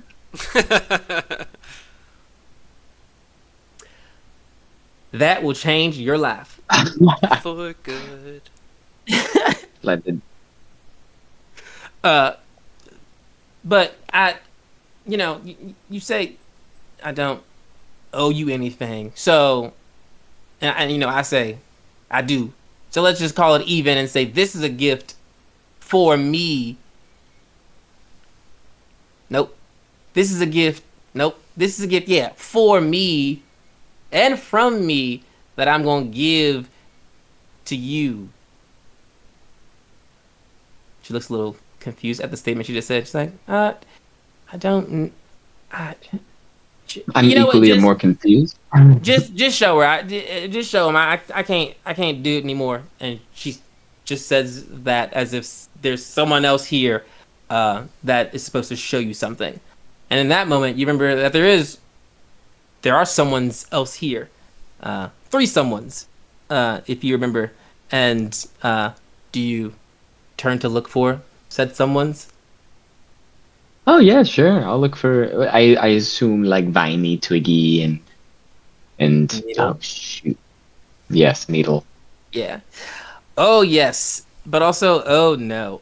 First you turn around and you see a previously they would stack themselves up to become the your Echo Knight. You turn to see a humanoid figure that does not look like three blights in a trench coat. It looks like one like cohesive being. And then it kind of like shifts and shifts whew, and shudders, and it kind of like they kind of like step out of each other, kind of like one of those weird biology books where like you can layer over. It's like this is the bones, this is the muscle, this is the skin, and I can see it all like this. Or you can break it apart. They step out of each other, and you see three medium-sized creatures, um, very like twinkish. They are gangly. One is made out of twigs. They have red and orange leaves that kind of like flutter in their hair, and it kind of makes a small afro, and they kind of stand there with their hand popped, looking at you. Um, you see one that steps forward and is just covered in like these pointy thorns, and just is like got their hands crossed and is like kind of pouty looking at you, but it's very tall and slender, and it come up pierce out of the elbows, they kind of pierce out of their wrists, very like Spike from X-Men if you're familiar with that character. And then you see finally this like amalgamation of vines that kind of like shapes and shudders between like different poses without like ever really feet. It's just like the vines move into these new poses of just like he not to pose, like oh stop looking at me, like oh my gosh looking at me type energy. And you see these three now medium-sized creatures that you know for sure are your blights that she has grown up for you. She's like just aged them up like little no more, and they just and you see I'm going three to. bratty I'm going teens. to turn back to Agba in absolute horror. Oh God, are they becoming teens? Please, this doesn't have to. I was happy. I was happy before. Oh, you don't like my little blight teens? And she smiles. I mean, they're great. They're And great. as you stare at them, you are left in that shock of horror as we jump over to our friend Null, who I will not jump the intro. Null, where do you find yourself not sleeping, and what are you thinking about while you're not sleeping? I know. Well, Noel's got a mission to accomplish with this whole faith thing, and it's taking forever.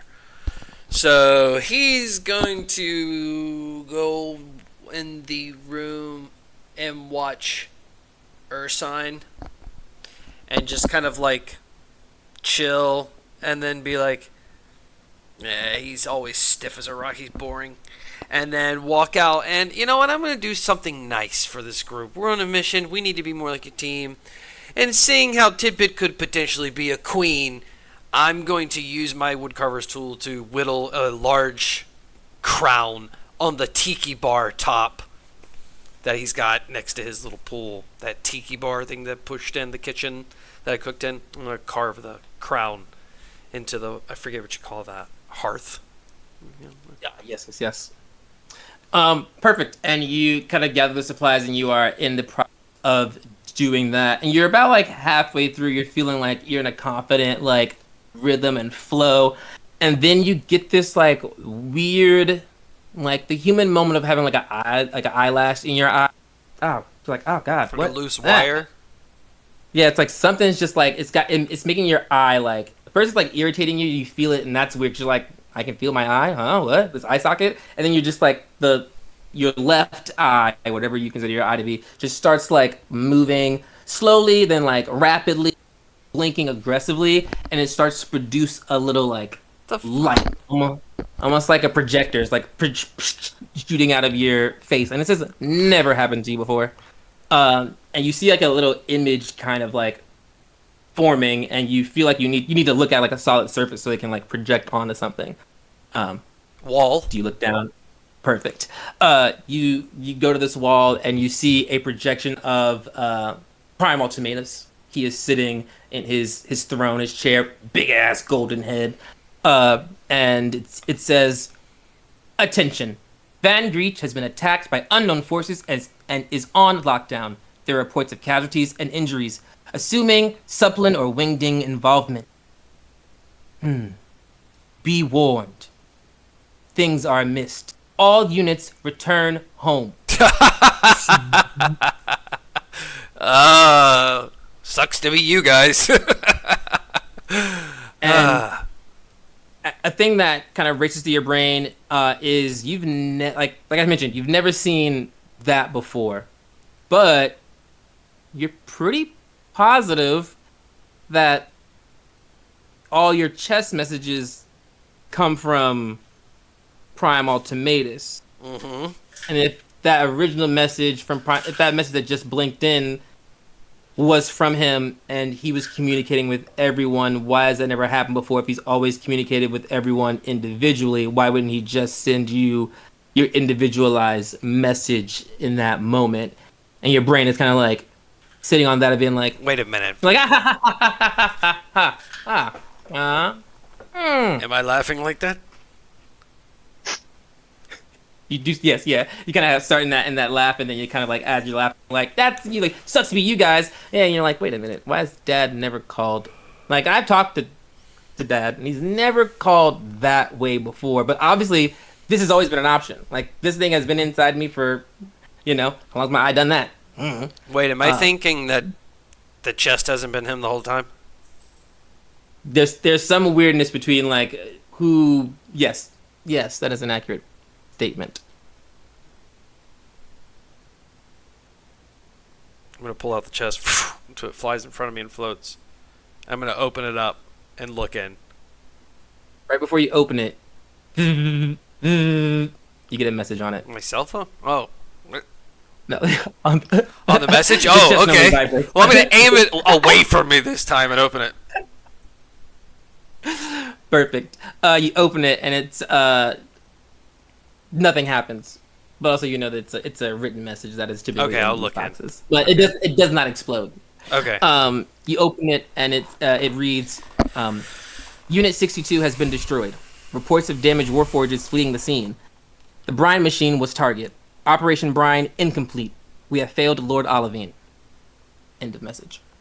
Holy shit! Oh, I wonder what they're gonna do with cherry pie. Okay, well, all right. That's not as bad as I thought. I mean, the brine was shit they were doing with Winding anyway. So the underground rocket thing is still a go. But I'm still freaked out. Who's talking to me in this chest? Yeah, and the next thing that kind of pops into your brain, kind of assume you're a smart guy, is Assume away. the information and tone of those separate messages. The first message, and I'll again repeat it to you. The first one from Prime Ultimatus said, Van Greech has been attacked by unknown forces and is on lockdown. There are reports, casualties, and injuries, assuming it was Supplin or Dwimding.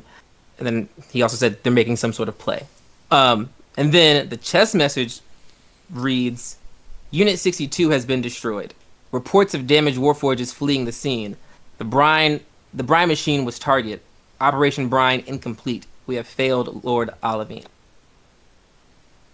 Those messages read as two interpretations of similar events in a way in which that you become really comfortable with, the way in which Sylvie would tell you something in a very targeted way. It's like, oh, this is information that I need to give out, and the other one, that's the chess message, kind of like, is the information is very specific, and that is interesting to you, and then the one that is from Prime Ultimatus, but the one you haven't seen before, that one is a very much like, seems like flash flood warning, whereas the other one is like personal message from, you would assume, Unit 62 is like, oh, like you know things, you've spotted things, you have information that Prime Ultimatus does not have, and sent out a mass warning without full information.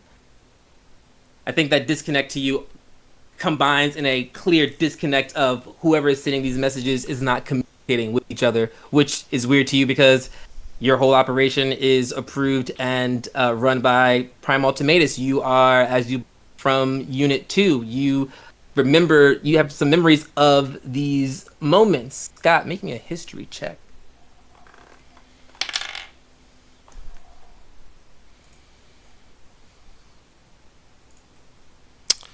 Um, 23.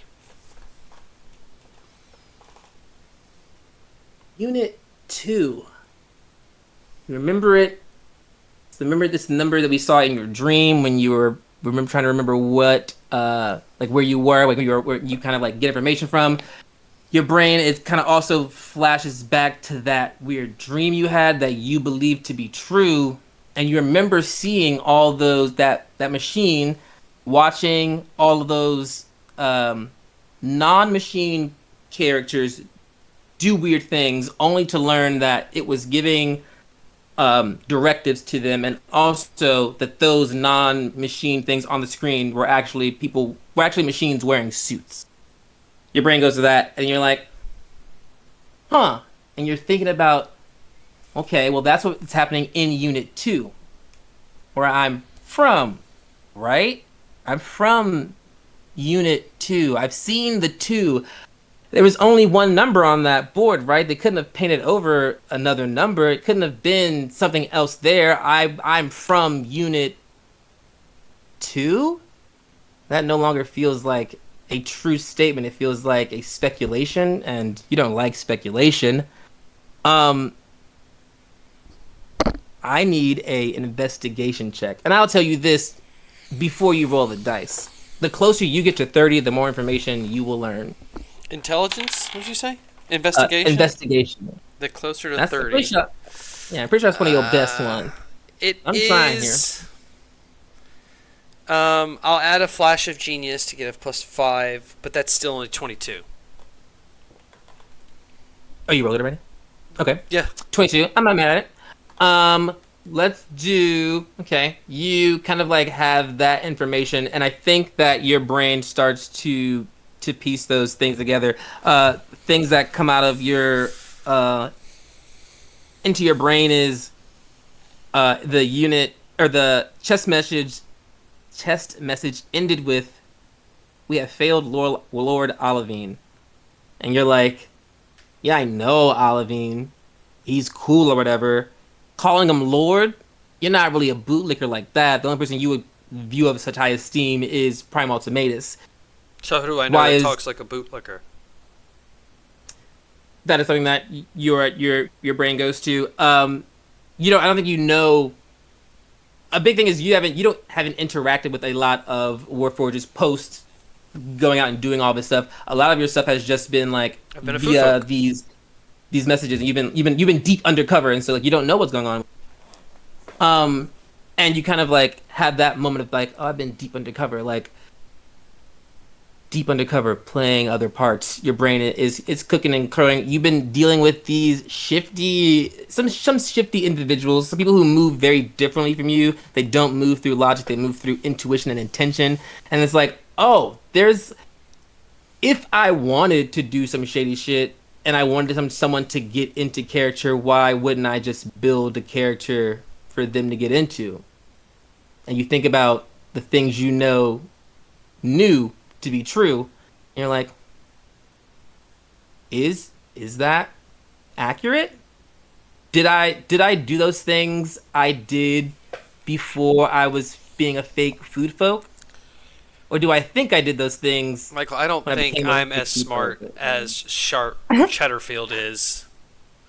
I think you had me, and then it just went slightly above me. So go There's back a- 3 sentences. I think your character is recognizing that there is some weird conspiracy at play, and that Yes. what you believe to be true may be implanted information, because that would make you So someone else is a talking to me better- through the chest because of my contacts, because Yeah, of who that's I've run someone- into. Yeah, that whoever is sent you, like whoever is controlling this chest, also may have given you the idea that you had a life before being undercover. You're kind of in that place of being like things that you So had, like I didn't know I had a life before I was undercover? that you like that those memories are not yours. You were given memories of a life before you were undercover to make you a better undercover operative because you were pushing to something. It's like you've been Wait, how am I getting to that conclusion? That's a big conclusion. this. It's the 23. It's the seeing that these messages. You think about all the messages you've gotten from this prime ultimatus. I mean, you ask who's a bitchy person. The only person that comes to mind who's had the energy is the person who's sending you these messages every time. Before the campaign started, you just did what you were told. It made sense. And then you started getting into that bratty energy of being like, well, I'm not going to do it. And then they returned the brattiness. And that should have been a trigger to you to begin with, because Primal Ultimatus just he doesn't have emotion. He's just like, this is what you should do. But the person who was communicating with you was like, bitch, I can be bitchy back at you. It's like talking to Sylvie and being like, well, this is logic. And so you feel that like you're now realizing there's a maliciousness or a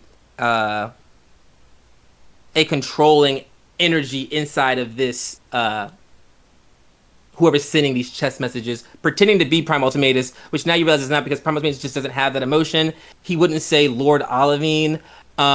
His message didn't include any specifics, and you feel like that is a more accurate thing because Prime Ultimatus is attached to the curations of, like, has the power to install the type of software that you wouldn't recognize. And so you're like, oh, this life of a double agent is like maybe not as accurate as you had been led to believe. So you kind of just realizing that, like, while what you're doing is true and accurate, the reasons behind why you're doing it have all become but your brain is still up. What the Warforged want is still accurate. They still want to get out of the Fae. Your thing about being a food folk and like why you were sent there and all that and who's pushing you has become a little jaded. And it just, your clues have pointed you towards Olivine, or a Olivine lover or supporter who has worked themselves into Warforges, or Olivine himself has like somehow found a way to contaminate and or hack and or Bro, can I just throw this chest away? This chest is making my head hurt. I'm throwing this. I'm burning it. Can I burn magic? Can I dispel it on myself? Because now I don't trust it at all. I'm here for it. Yeah, what means do you want to do it? You putting it in a fire? Are you casting a spell? Well, it's a magical spell that I can do, but like, how do I just with the chest. So that is one of those weird things. The chest technically the spell was cast on you, so this chest has been with you because so it's a curse. Tried to get rid of it before. Yeah, you tried to get rid of it before, and it's kept coming back to you. So if you wanted to get rid of it, you know it's spelled and it needs to be dispelled. I'm gonna jump in the pool and swim down to Tidbit and shake him away. Tidbit. As you jump into the pool and you start to shake Tidbit awake, splash of water, we find ourselves with Desiree Almara, the last member of the party, the hottest, some may say. Get it? Because she's a tree on fire and a bad bitch. Where do we find Desiree in these moments before she's going to bed, and what is she thinking about as she's bedding down? She has a pretty well-established nightly routine, so I feel like she's done all of her self-care and prepped for bed, and her wildfire spirit is keeping watch next to her as she recounts the days of travel and the things that might have been important or notable to write down in her journal. Perfect. As you're kind of like speaking through those things, you're working yourself into a trance as you're writing some of the stuff down, and basically you're gonna write until the moment you're just asleep, and you're like, oh, that's where I left off at.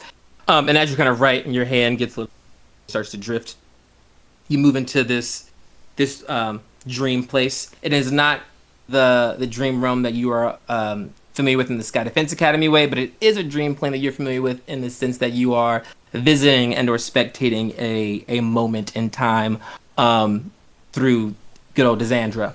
As you kind of look at your hands and you see that you have your pale skin. There are no vines. There's no heat currently on you. You do note that you have this like bracelet on you that is a like a dragon eating its tail, and it's like wrapped around your wrist. You are in a you're currently in a large banquet hall at this very long table. There are elven and Ganassi individuals at the table of varying elements. And some of them look familiar because you've seen them before in previous dreams when you had like the training montages. So you're seeing some familiar faces. Make me a history check. With advantage. You have books on this. This is a historic event. I got a 23. You are sitting here and you're like, man, this is kind of crazy, looking around. And as you look around, you like realize where you are. And to anybody else, they probably wouldn't care. But to a lore nerd like Desiree, who's into the books, you see that you are sitting at the Key Change Feast, which is the feast that was to celebrate the unity of dragons and elemental kin, the Ladrin and the Ganassi, when they joined forces against the Primordial Prince. And you have this band on your wrist, and you see that there is this plate in front of you. There are a bunch of different plates in front of everybody, but there's a specific large dish in front of you. And as you're kind of sitting there, like looking around and taking things in, these servants, the best way to describe them, kind of march in, and they all kind of file in very Be Our Guest style, and they reach over and about 12 to 15 of them take these giant eggs and place them onto this like side dish that the color of the egg matches the color of your bracelet. You see, it's like, oh, there's some attachment here.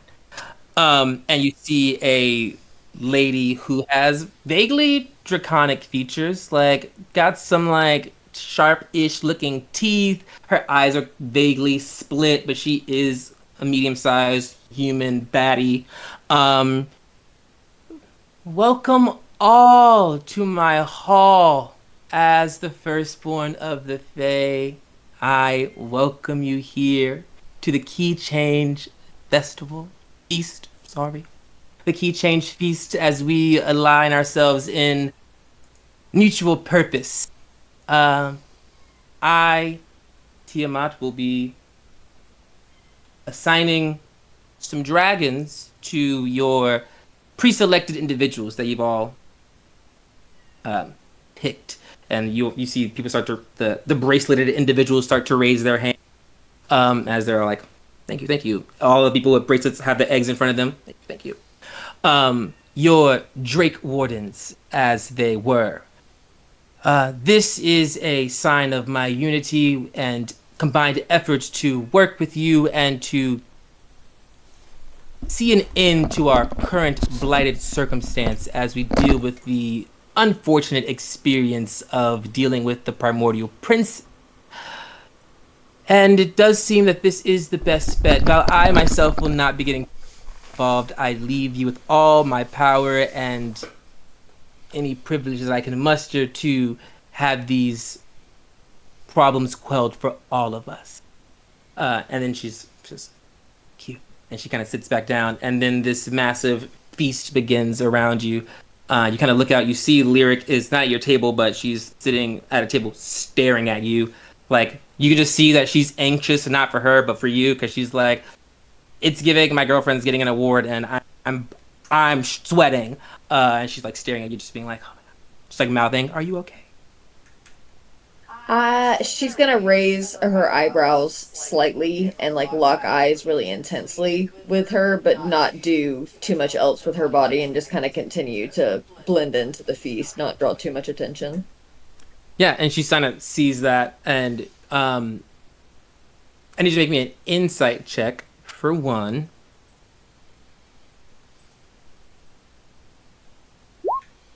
18. 18. It's almost there's a pull from as you look to Lyric, and you're having this kind of moment of like trying to keep it calm, and you feel this pull, almost like someone's looking over your shoulder or someone's like watching you. It feels jealous, and as you kind of like have that vibe of jealousy and being watched, your eyes cut to that your egg. And you're just like, that was weird. Okay. You know that dragons imprint on their the person that hatches the egg. So there can be some sense to that, but this egg is not hatched. That's some intense feelings, and but that is like radiating off that thing. But you just play it off. You're like, maybe everyone's egg is just this hot. But Lyric gives you a kind of look, and it's like, let's sneak out that way. To try to offer you some solace, as she makes that move, and then she herself does the move, cruising energy, and then just starts. So as she watches her leave, she's not gonna get up straight away. She's just gonna kind of continue doing what she's doing, but she's gonna slightly like push her napkin that's placed in her lap out and onto the ground so that she can casually like, oops, uh-oh, sneakily reach down and try to pick it up. But as she's gonna reach down kind of like slow and look around to see like if she's kind of getting those similar like vibes from anybody else near her. I'll take perception or insight, dealer's choice or player's choice. I'm the dealer. Perception. Perception. 25, good choice. Yeah, you definitely spot people who are like enamored by their egg. It's people who are like, got a new toy and I can't stop like hovering over it. You see some energies of like that kind of mom energy of being like, don't like, I need to protect it. You see one person who's got this weird energy of like, don't look at my egg. Like they get that protective over it. So you see people having these like varied interactions. Make me an insight check with advantage because 25 is crazy. That's at 15. I think you're unsure if those feelings are authentic, if they're amplified, or if they're coming from the egg specifically. But there's you don't not believe it. You're like, okay. Like I've trained with some of these people before. They don't always act like that, but also you don't always see your best friend on Christmas Day with a new toy that they don't have to share with anybody. So it's like this could be a truth. So you definitely get some. And you think that they're suspicious, but you're not sold on it. But as Andrew's like, she definitely notes it. I feel like at this point she's probably taken her time a little bit, so Lyric has made her way out, and it wouldn't be as suspicious as she's following her out or anything. And she's gonna swiftly get up, and I imagine she has like some loose-fitting clothing too, following Desiree's kind of style, and she's gonna swoop it over the table real fast and scoop up that egg, all nonchalant as she heads out to follow. Yeah, and you kind of pick it up and take it out. And I don't. It's your egg. I don't think anyone's going to try to stop you. You kind of move along with it, and you see you come up upon Lyric, who's like kind of sitting on this like weird balcony. It's not weird. It's a cute balcony. Kind of looks over a mountainscape. You can't tell where this is in the Fae. You also know, Desiree, that the Fae map doesn't look the way it used to because parts have been ripped out and moved. Things have like shifted around. So you're like, where the am I? And you're like, oh yeah, I'm 7,000 years in the past. I could be anywhere. So you're just kind of like, but it's quite beautiful because it's also like that weird time where the borders haven't like hardened. So like there's this interesting like mixing of things as you're looking out over this massive landscape. That's kind of quite breathtaking, even for a druid who like is in that scene all the time. You're like, damn, I convert for that. But Lyric is outside and she's kind of like back to all that, just like eyes and energy ready and waiting for you as you appear. And you just see all that explode as she sees you. She's like, oh my God, like that's crazy that you're up there doing the thing, right? She's gonna grab her hands and give him a little squeeze and go, I mean, it does seem quite surreal, if I must be honest. I mean, I know we both like volunteered, but I didn't think that we would get like either of us would get picked and then you getting picked and like it happening.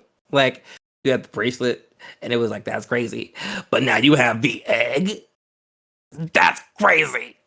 Um It's a lot of mixed emotions and a lot of attention on me, so I hope I can just live up to my own expectations, but I do have to admit I am quite excited. It's hard to not let it show. it looks so cool, and out here you can absolutely let it show. It's just me and the mountain range, so be free, baby, be free. Because unfortunately, once all this gets going, we just don't know how many more festivals will actually be at. We can hope that they will have more, but warriors don't always make it back to the celebration. So just make sure you take some time to live in the moment of being a badass Drake Warden. They made up a word for you. Well, I'm pretty sure there won't be any celebrations that I miss until I'm old and gray.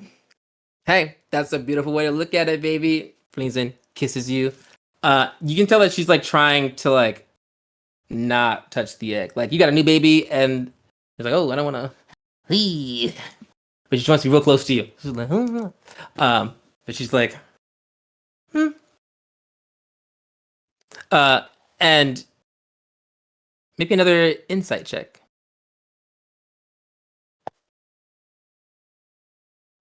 16. Maybe it's something. Maybe it's more than she doesn't want to touch it. 16. I think you feel that she feels that like she gets that same like kind of like vibe that you picked up on from the egg as she gets near, and it's like, whoa, okay, Juju is interesting, and that's what causes her to like. But she tries to play it off like, oh no, I don't want to. I'm not gonna. That's fine. I think she'll notice that, but she'll play into it and go, well, if you want to share in the excitement with me, you're more than glad to touch it or even hold it if you'd like. Oh, I mean, with the imprinting rules, I don't want it to get confused, and it's definitely your thing, and it's I don't know. There's maybe it's just like the power of having a dragon egg, or like having a dragon inside of an egg, but it's just I don't know. To me, it's a little scary. I feel like is the a harsh word, but accurate. I, I get where you're coming from. That's understandable, but I just can't help but think and worry if something were to happen to me one day. I would want somebody to take care of it, of course, if it's still alive and I do happen to perish, of course. So maybe I don't think double imprinting is quite a thing, but maybe if it could at least get comfortable with you at some point, that'd be kind of nice. Well, I will not be going anywhere. So as long as you're around and we're on the battlefield, it's gonna have to get used to me. Maybe I'll feed it some good berries or a heal or two, and now that'll warm it up. But it's definitely, yeah. It's just there's something. Do you feel it? It's just something intense. Intense is a good word. There's something intense about this I mean, I egg. definitely feel it, but this is my first time, so I don't really have anything to compare it to intensity wise. I did try to take a peek at everybody else, and it seemed like there was also a mixed array of emotions going on there as well. But I do feel quite, different in a way already, and it's like barely anything's happened. It's just, I am not going to be that cloud on a bright sunny day. You have a great time. I will just pack an umbrella. Whatever the fantasy version of an umbrella would be for this statement is what I will pack. A parasol. I'll pack a parasol. Just, in case. Can't go wrong with that, right? All right, well, I'm glad to have you here because there is always two sides to every coin. So every bit of optimism also needs a reality check too, I guess. Yeah, then not even considering those weird times that you flip a coin and it lands like right on the center and doesn't. I'm sorry, that really ruins the metaphor. Let's just stand here and look at this beautiful sunset or this beautiful scenery. And she like takes her hand and she's like, "Ooh, why did I say that?" Okay. And those words are like you can hear her mumbling those things like to herself as she's like, "Oh, stop! Why do I keep?" And she's like just looking at the scene, hand in hand. She'll get her hand another little squeeze and like a affirmation, like, yeah, it's okay. You go ahead and talk to yourself. It's okay. You're fine. And I love to leave us with a tease. So as you are having this moment, you out into this beautiful landscape. It's just never over here in Silvernell. Time for you kind of flips through and you start to experience the training process of or the birthing process of this dragon. It's hatching process. That is a more accurate term. You experience the hatching process. Desiree experiences visually the process of like watching a movie being played 5 times fast of Desandra getting this dragon egg and it like hatching, it growing up, them training, them being in the like 200 years of time between the key change and the new chord. The key change being the alliance and the new chord being the moment that the primordial princes were sealed. So you're catching yourselves in like this 100-year like montage of like raising this dragon and her like stuff and lyric being there because elves have plenty of time.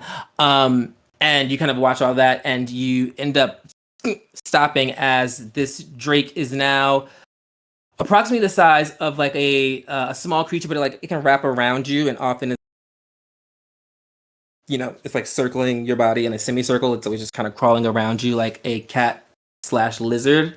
And you can tell obviously 100 years has passed. You're sitting there and you're having a very in-depth conversation, and the thing that it says to you that you cannot respond to because cliffhangers is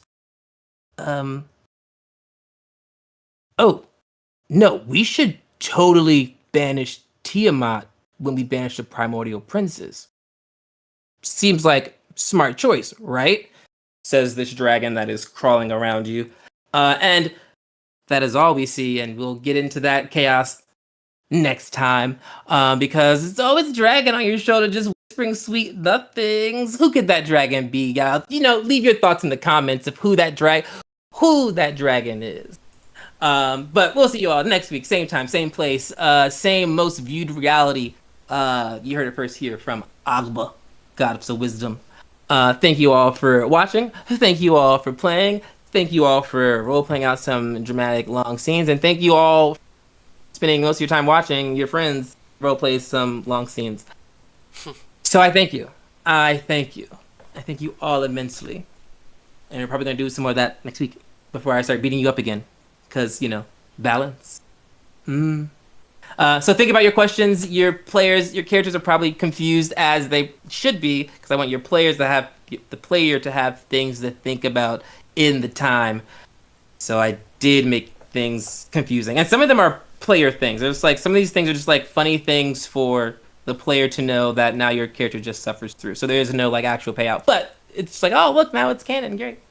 The things that happen in Silvernell, they come back up, and I am the king of bringing that shit back up. So, We should watch. We go back through and spot all the Easter eggs that I just sprinkled through all this chaos. I'm like, remember that time? It's just me. Me and Scott should do a rewatch. I don't know if that was a sprinkle, my friend. You dumped a bucket. Listen, it's been like 3 weeks. I had a big load. It's crazy. Oh my god. It happens All right, that way. that's Oh where my it is. God. That's where it is. This is not Silver After Dark, my friends. That's the paid subscription. We will see you all next week. Same time, same place. Absolutely the same chaos. Goodbye, my friends.